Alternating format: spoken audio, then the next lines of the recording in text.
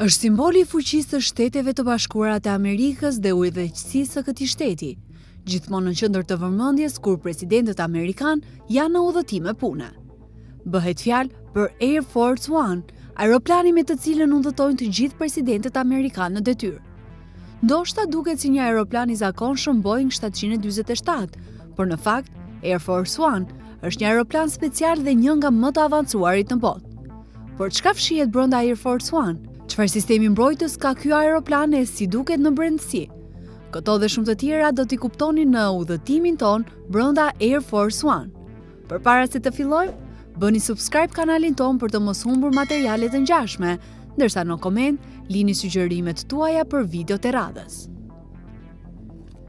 Që nga mbrojtja nga predhat e raketat e deri tek dhoma e komandës, ky aeroplan në brendësi të tij ka gjithçka.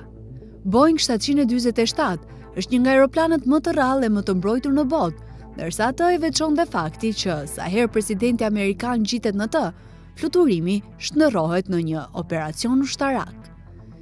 Dihet fuqia e presidentit amerikan në botë dhe kuptohet që kushdo që është në atë detyrë ka shumë armiq në të gjithë botën.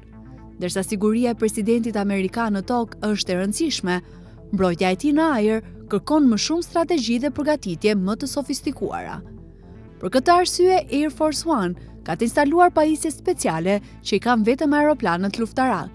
Në rast të ndonjë sulmi, aeroplani përmban këto pajisje për të mundësuar t'i ikë goditjeve nga raketa.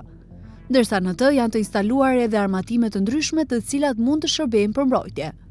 Shteti amerikan është i përpikt kur bëhet fjalë për sigurinë e presidentit. Kështu, shpesh Air Force One shoqërohet nga disa aeroplan ushtarak për të shtuar sigurinë dhe për të mbrojtur nga ndonjë sulm eventual.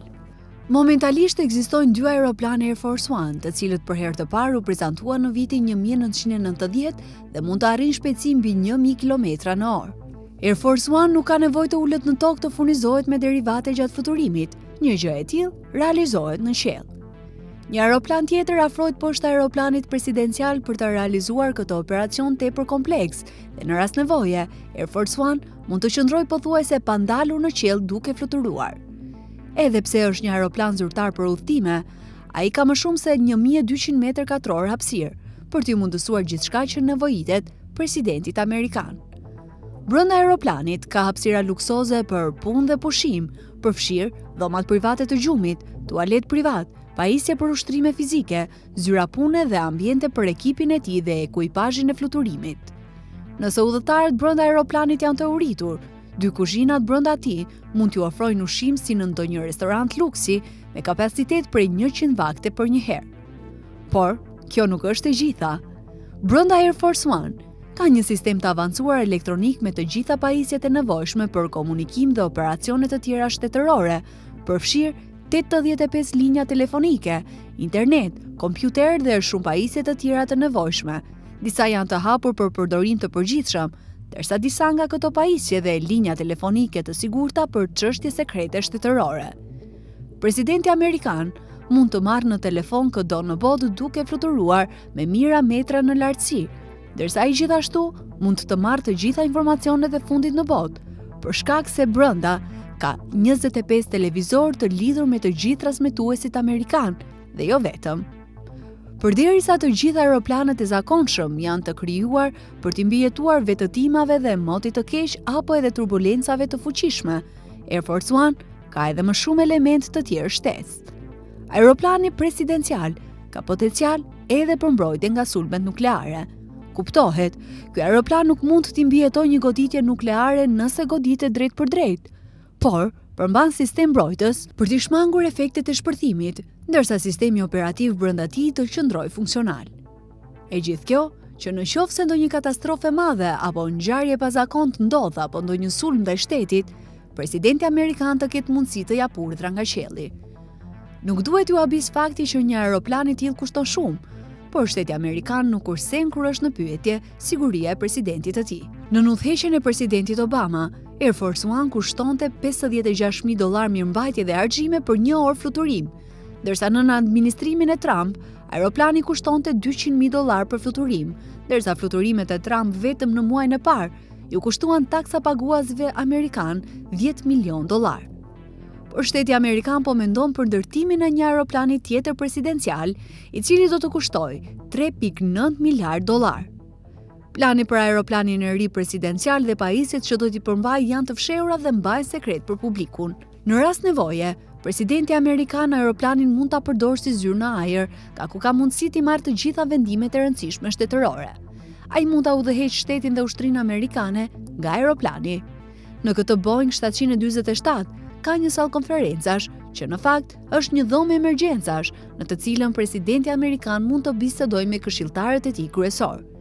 Në të ka një lidhje në të cilën njerëz të tjerë në krye të shtetit mund të lidhen drejt për drejt për të marrë vendime të rëndësishme. Pra, edhe nëse presidenti amerikan është shumë larg vendit, ai ka të gjitha mundësitë për të marrë vendime të rëndësishme shtetërore nga atje. Aeroplanët presidencial janë të pajisur me 4 motor, ndërsa zyrtarët amerikan thonë që aeroplanët janë një pentagon i dytë dhe mund të përdoren në çfarëdo situatash. Gjithmonë, njëri nga aeroplanët është i gatshëm për fluturim 24 orë në ditë, 7 ditë në javë. Ndërsa edhe shumë elementë të tjerë sigurie brenda aeroplanit ngelen sekret për publikun e gjerë.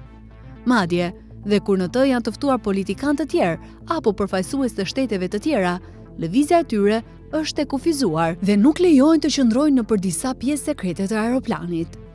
Aeroplani mund të mbajë 203.000 litra derivate dhe të peshojë 377.000 kg kur është plotësisht i mbushur për udhëtime më të gjata.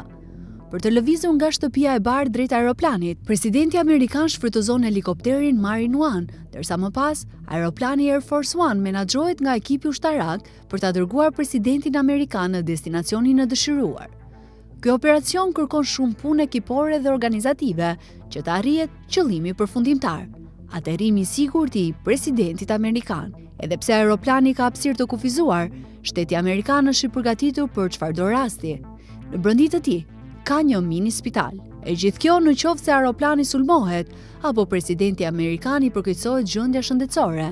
Në të janë të vendosura të gjitha pajisjet për të kryer intervenime mjekësore, ekipi specializuar mjekësor, madje edhe gjak të grupit që i takon presidentit në detyrë. Në të ka 2 krevat medicinal, dhomë për operim, pajisje për monitorim të gjendjes shëndetësore. Air Force One gjatë aterrimit ka pajisje të specializuara, ndërsa nuk duhet të kalojë të njëjtat procedura si aeroplanët e tjerë. Aeroplani asnjëherë nuk afrohet dhe nuk shfrytëzon pajisjet të tjera të aeroportit. Madje, ka edhe shkallët e veta të famshme, të cilat me njëherë pas pozicionimit lëshojnë për t'i mundësuar presidentit amerikan një zbritje madhështore kudo që ai shkel. Air Force One, për dallim nga aeroplanët e tjerë, qëndron në pozicionin ku aterron duke pritur komand për të lëvizur përsëri, ndërsa perimetri rreth tij është i monitoruar nga agent sekret, duke mos lejuar asnjë përveç ekipit t'i afrohet aeroplanit shtetëror. Ndërsa një fakt interesant është që gjatë presidencës së George Bushit të parë, ai ndaloi përdorimin e brokolit në aeroplanin presidencial për shkak se ai nuk e pëlqente këtë ushqim. Ndërsa gjatë presidencës së Bill Clinton ndodhi një tjetër skandal. Ai vendosi që t'i rregulloj flokët e tij gjatë qëndrimit në aeroplanin shtetëror, duke vonuar fluturimin e shumë aeroplaneve të tjerë për shkak të protokolleve të sigurisë. Ky pra miq ishte rrugëtimi brenda aeroplanit më të mbrojtur në botë, ku shumë president amerikan e kalon një pjesë të konsiderueshme të kohës gjatë udhëheqjes së tyre. Me shpresë që ky material ju ka pëlqyer, subscribe kanalin ton dhe klikoni zilen për më shumë video të ngjashme, ndërsa poshtë videos lini një koment, një nga të cilat do të shfaqet në videon e ardhshme.